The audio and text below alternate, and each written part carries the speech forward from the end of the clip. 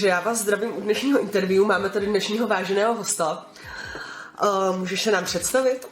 Já vás zdravím, dobrý den, jmenuji se Artur Tereščenko, je mi 36 let a pracuji u městské policie v Plzni 15. rokem. To už je slušná doba. Vlastně na povolání policisty v tom případě tak výjimečného vlastně, že se dostal až sem. Je to prostě práce a většinou asi možná i trošku štěstí. Za první jak na parťáky, můj první parťák, s tím jsem byl 8 let, to byl Michal Červenka, tím toho zdravím, ahoj. Tak vlastně, jak říkám, je to o dobrým parťákovi, který můžete bezmezně věřit a je na něj spoleh. A potom hodně štěstí, že spousta věcí jsme byli jako první. Momentálně jsem s parťákem nějakých 5 let, jmenuje se Ondřej Polata, taky zdravím. A je to o tom, že prostě děláme svoji práci tak, jak bychom měli a když nás někam zavolají, přijedeme, pomůžeme, vyřídíme. Jsme vlastně podpůrná hlídka pro ostatní strážníky městské policie. Takže primárně vlastně se zajímáme, nebo nás posílají na rvačky a na složitější případy. Kterých je tady asi, promiň. Kterých je tady, jsem chtěla dodat asi momentálně asi hodně, nebo aspoň co si pamatuju, třeba tak 2-3 roky zpátky, tak bylo hodně třeba bytek na Americký tady v Plzni každou noc, museli asi policisté vyjíždět, bylo tady hodně jakoby problémových situací. K tomu nám klidně třeba taky můžeš jakoby popsat, jak vypadá třeba klasická problémová situace, když vlastně máš třeba noční výjezd a někde se děje něco a musíte třeba specifikovat nějakýho, jak se tomu říká? Pachatele, ano, specifikovat pachatele, tak jak třeba takový večer tradiční vypadá, nebo takový zákrok. Takový tradiční, netradiční, teď jsme měli zrovna naposledy v pátek vánoční, tak jsme měli s kolegama jednoho opilýho cizince, ten teda napadl našeho psovoda, následně potom způsobil KO svý přítelkyni, když ji kopnul do hlavy a našeho psovoda kopnul do hlavy několikrát, bylo to i na Krymě Plzeň. Tam jsme samozřejmě zasahovali, pachatele jsem specifikoval s kolegama, spoutali jsme ho, následně se převzala hlídka Policie České republiky. Děje se to asi všude, je fakt, že tady třeba díky těm montovnám a podobně se zdá, že možná je těch případů víc, ale ono to asi bude všude tak nějak stejně, ono na Praze 1 to asi nebude nic lepšího. Já si vždycky dělám takovou srandu, že kromě prezidenta České republiky mám veškeré ocenění. Byl jsem vlastně první strážník, který měl ocenění hejtmana Plzeňského kraje. A mám několik teda ocenění od primátora města Plzně a různých starostů města Plzně, takže tak asi v krátkosti. No. Je to většinou buď to za záchranu života nebo mimořádné činy. Tak ale...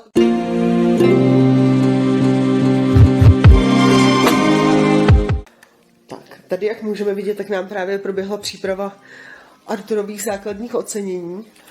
Základní říkám z toho důvodu, že kdyby Artur měl ukazovat všechny své ocenění, tak bychom tady pravděpodobně byli i za rok, protože jich opravdu hodně. Ale začněme tady od začátku. Vzal jsem jich opravdu několik. Tohle je například, že jsem laureát plakety Bohumila Kulhánka, to má například Karel Gott. Tady za krev, mám dostat teď další, protože mám přes 25 darování krve. Tohle od hejtmana Plzeňského kraje za záchranu života, ostatní mimořádné činy.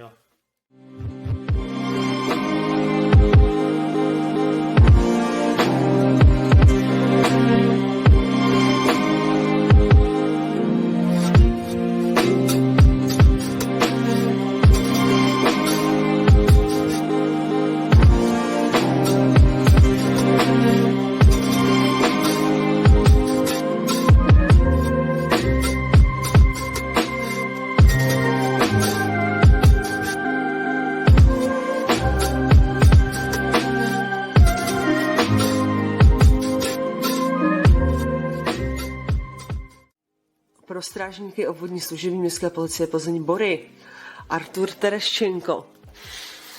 Poděkování za mimořádný čin.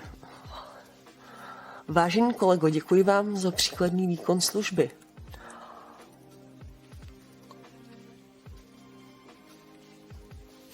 Můžeš nám třeba říct, o čem je tady toho, bychom to nemuseli vyloženě. Jo, to je z ruchu vaše. Jo, to je přesně, to je za tu záchranu života, to jsme, To jsme byli u 35 přebíhala paní se 4, co měla 4 děti a přebíhala na červenou přestřechot a srazilo jí auto. Takže jsem přijel, dali jsme jí první pomoc, shodou okolností se tam na místě nacházela i lékařka, takže společně jsme jim pomáhali. Rozumím. Každopádně já si pořád připadám jako ten normální obyčejný kluk. Oni ty úspěchy je jedna věc, ale prostě člověk pořád musí být nohama na zemi, takže jsem rád za ty úspěchy. Ta cesta byla taková, že jsem nastoupil k městské policii taky hlavně z důvodu, že jsem vlastně neměl maturitu a k městské policii tenkrát v armádě brali jenom s výučákem, takže já jsem se rozhodl kvůli bývalý přítelkyni pro městskou policii, protože v armádě byl stále pryč, takže nastoupil jsem k městské policii. Po roce a čtvrt dostal jsem po půl roce nabídku, abych šel právě na to pohotovostní vozidlo, což jsem nechtěl, protože jsem si nevěřil.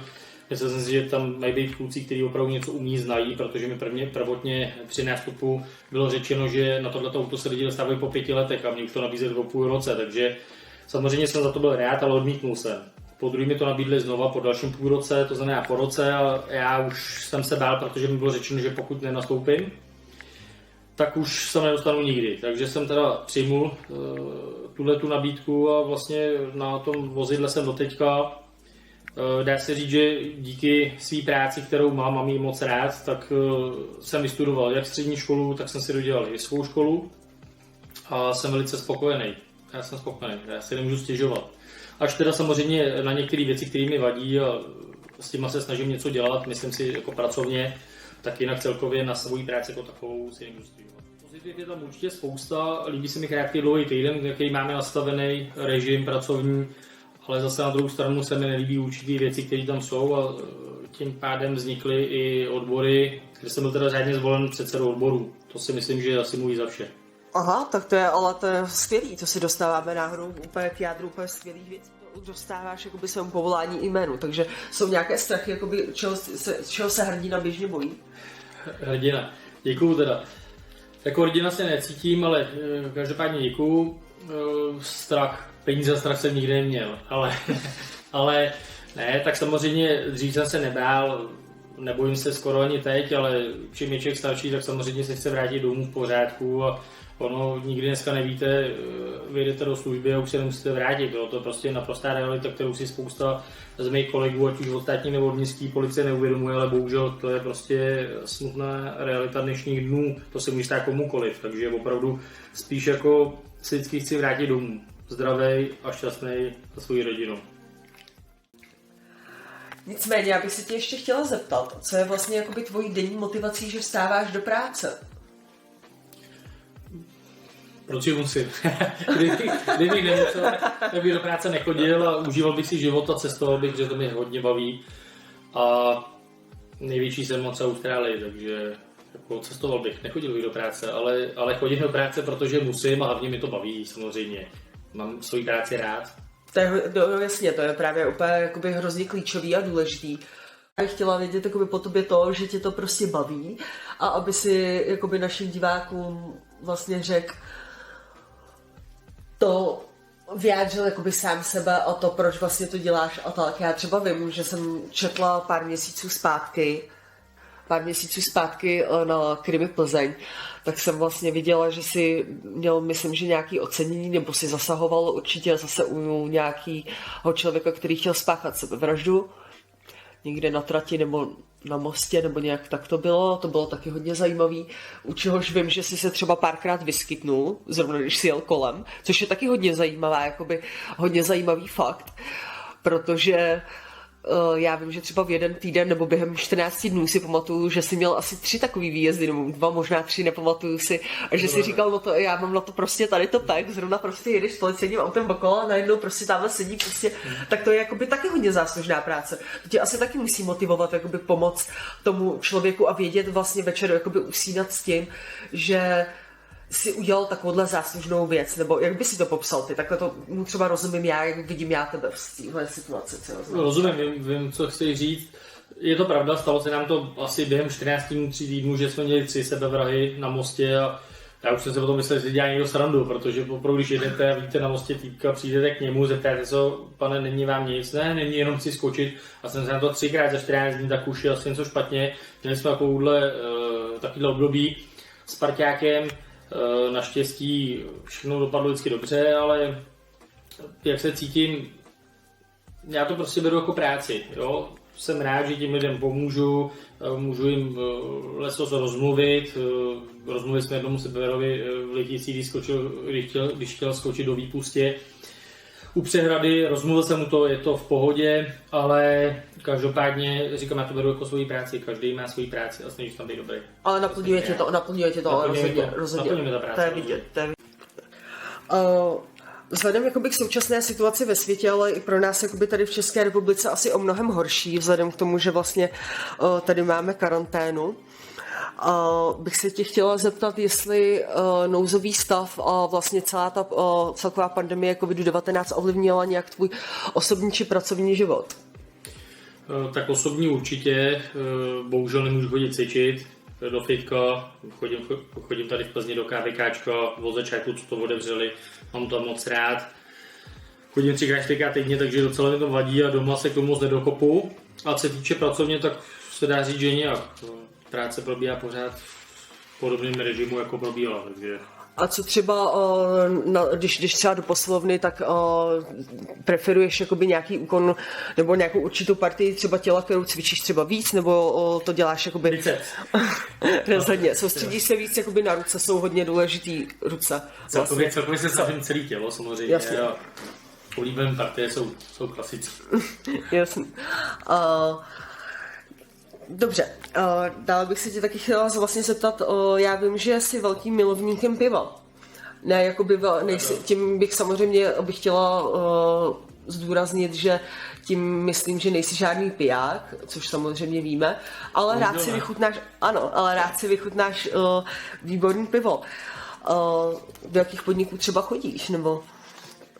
Je to pravda, jak jsi tady zmínila, jsem opravdu velký milovník plzeňského piva. Mám to moc rád chodím do sklepů v pivovaru a celkově to pivo miluju. Máš třeba radši 10 nebo 12? 12 Plzeň a mám rád podniky tady v Plzni, je to například lokál u Salzmanů, Parkán a v Praze moje nejoblíbenější hospoda vůbec na světě, tak to je u Pinkasu, tímto je zdravím.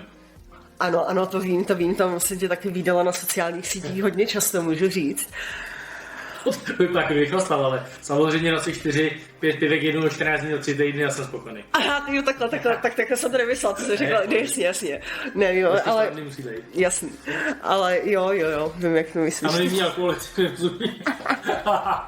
Teď jsem se do toho úplně zamotala. Což je ale samozřejmě pravda, protože já mohu říct, potvrdit, že ty jsi hodně aktivní člověk, což vlastně můžeme vidět na sociálních sítích, ať už jde, já nevím, přesně od cvičení po policii, po herectví, po procházky venku, máš samozřejmě...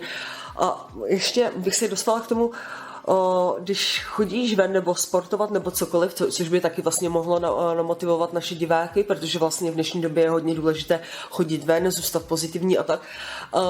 Užíváš si toho času jakoby sám, a nebo preferuješ u toho nějakou společnost, nebo jak kdy máš třeba nějaká domácí zvířátka třeba, která, já nevím, rád bereš ven, nebo nějakýho parťáka, třeba kamaráda? No. Určitě.